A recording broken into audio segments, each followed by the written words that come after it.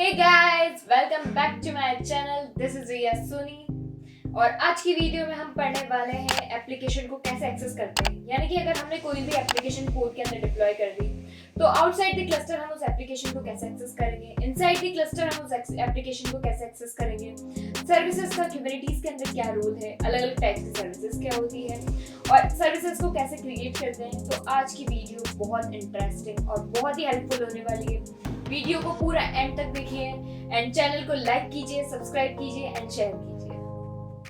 Services क्या है, अलग अलग टाइप्स ऑफ सर्विसेज को समझने से पहले हमें पोर्ट से रिलेटेड कुछ कंसेप्ट को समझना होगा। तो हम एक सिनेरियो को इमेजिन करते हैं कि लेट सपोज कि हमारे पास एक एप्लीकेशन एक पोर्ट के अंदर डिप्लॉय है। उस पोर्ट की एक आईपी है। अगर हम उस पोर्ट को डिलीट कर देते हैं एंड वापस से अगर हम उसको रिक्रिएट करते हैं तो उस पोर्ट की आईपी चेंज हो जाती है। और दूसरा केस देखते हैं कि अगर हमारा जो पोर्ट था किसी एक नोड के अंदर चल रहा होता है, अगर हम उसको कहीं और ले जाके शिफ्ट कर देते हैं, वहाँ से डिलीट करके कहीं और क्रिएट कर देते हैं, तब भी उसकी आईपी जो होती है वो चेंज हो जाती है। तो यहाँ पर पॉइंट ये आता है कि अगर उसकी आईपी बार बार चेंज हो जाती रहती है तो हमारी जो एप्लीकेशन जो पोर्ट के अंदर चल रही है हम उसको एक्सेस कैसे करेंगे, क्योंकि जो पोर्ट की आईपी है वो डायनेमिक है इन नेचर के अंदर। अगर उसको रिक्रिएट करेंगे तब वो चेंज हो जाएगी, कहीं और शेड्यूल किया तो वो चेंज हो जाएगी। तो हम जो हमारी एप्लीकेशन पोर्ट के अंदर चल रही है उसको एक्सेस कैसे करेंगे। तो यहाँ पर हमारे पास कंसेप्ट आता है सर्विसेज का। सर्विसेज हेल्प करती है टू कम्युनिकेट। लेट्स सपोज कि हमारे पास एक एप्लीकेशन है, एक पोर्ट के अंदर चल रही है, उस पोर्ट की अपनी एक आईपी है और एक उसी एप्लीकेशन का एक डेटाबेस है, वो डिप्लॉय है एक अनदर पोर्ट के अंदर और उस पोर्ट की अपनी एक आईपी है। एप्लीकेशन पोर्ट को अगर डेटाबेस पोर्ट को एक्सेस करना होगा तो वो डायरेक्टली एक्सेस नहीं कर सकता, क्योंकि हमने देखा था कि जो भी पोर्ट की आईपी होती है वो डायनेमिक होती है, बार बार चेंज होती रहती है, तो वो डायरेक्टली एक्सेस नहीं कर पाएगा। तब यहाँ पर कंसेप्ट आता है सर्विसेज का। सर्विसेज हमें प्रोवाइड करती है एक स्टैटिक आईपी। जिसके लिए भी हमें सर्विस क्रिएट करनी है, किसी पोर्ट के लिए क्रिएट करनी है, तो उसके लिए हमें उसको एक्सपोज करना पड़ता है। तो यानी कि हमारे पास अब यहाँ पर हो चुकी है डेटाबेस पोर्ट के लिए एक सर्विस, यानी कि डेटाबेस पोर्ट के लिए हमारे पास एक स्टैटिक आईपी आ चुकी है। वही स्टैटिक आईपी हम यूज़ करेंगे एप्लीकेशन उस स्टैटिक आईपी को यूज़ करेगी डेटाबेस पोर्ट को एक्सेस करने के लिए। तो ये होती है हमारी पूरी सर्विसेज का कंसेप्ट। सर्विसेज हमें हेल्प करती है किसी भी एप्लीकेशन, जो भी हमारे क्लस्टर के अंदर जो पोर्ट डिप्लॉय है, उस पोर्ट के अंदर जो भी एप्लीकेशन डिप्लॉय है उसको आउटसाइड एक्सेस करवाने के लिए एप्लीकेशन को सर्विस हमारी हेल्प करती है।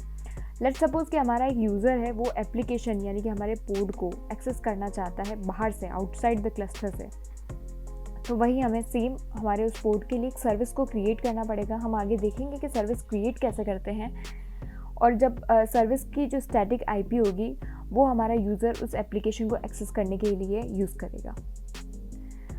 अब हम देखते हैं कि हमारी सर्विसेज का कंसेप्ट क्या है। सर्विसेज के पास जो भी ट्रैफिक आता है, यानी कि जो हमारा यूज़र है वो सर्विस की आईपी से हमारी एप्लीकेशन को एक्सेस करेगा।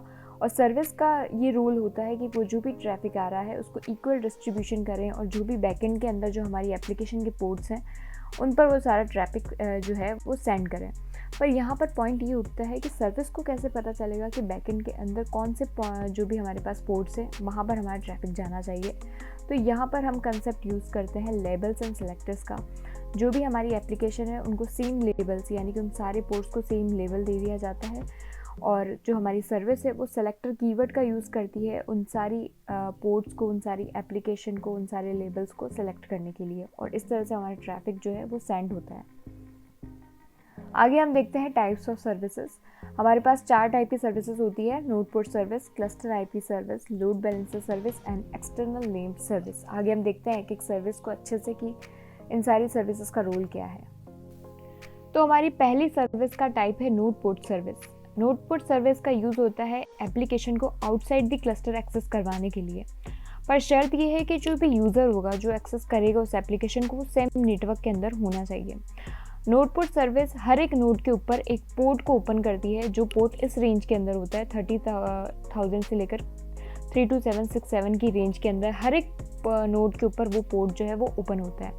जब भी कोई रिक्वेस्ट इस पोर्ट पर आती है तो वो रिक्वेस्ट बैकएंड के अंदर किसी सर्विस पर सेंड की जाती है और वो सर्विस हमारे बैकएंड पोर्ट जो है जिस पर हमारी एप्लीकेशन जो डिप्लॉय है उस पोर्ट तक उस ट्रैफिक को जो है वो सेंड करती है।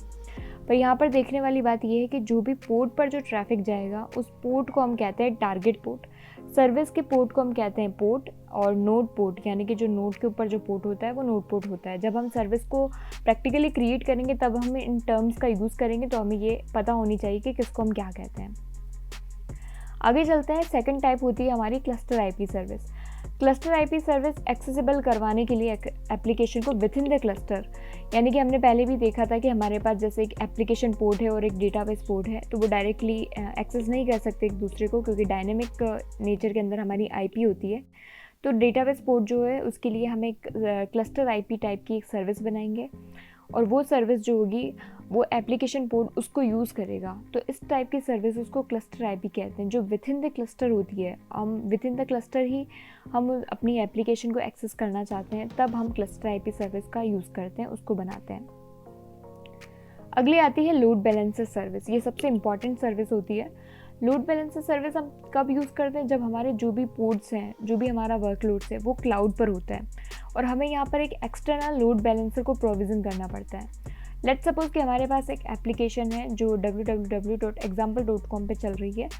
तो अगर कोई भी यूज़र उस एप्लीकेशन को रिक्वेस्ट करता है तो बैकएंड के अंदर वो हमारे क्लाउड पर पड़े हुए एक लोड बैलेंसर पर हमारा ट्रैफिक जो होता है वो सेंड होता है, और लोड बैलेंसर जो होता है बैकएंड के अंदर जितने भी पोर्ट्स हैं उन पर अपना ट्रैफिक जो होता है इक्वल डिस्ट्रीब्यूशन करता है।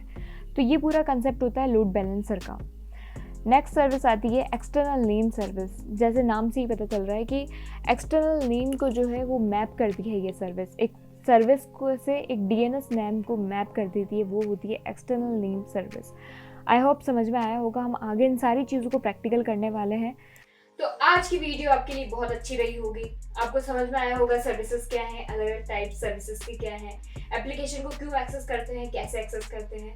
तो ये वीडियो बहुत इंपॉर्टेंट है। अगर आपको नहीं समझ में आई हो तो वापस से इस वीडियो को शुरू से देखिए। और क्योंकि क्यूबरनेटीज के अंदर अगर हम कोड के अंदर एप्लीकेशन डिप्लॉय कर देते हैं, पर अगर हम नहीं पता कि हम उसके एक्सेस कैसे करेंगे, तो ये वीडियोस, ये टॉपिक्स जानना बहुत ज़रूरी है। तो शुरू से वापस वीडियो को देखिए अगर नहीं समझ में आया हो तो, और बने रहिए मेरे साथ में। And do like, share and subscribe.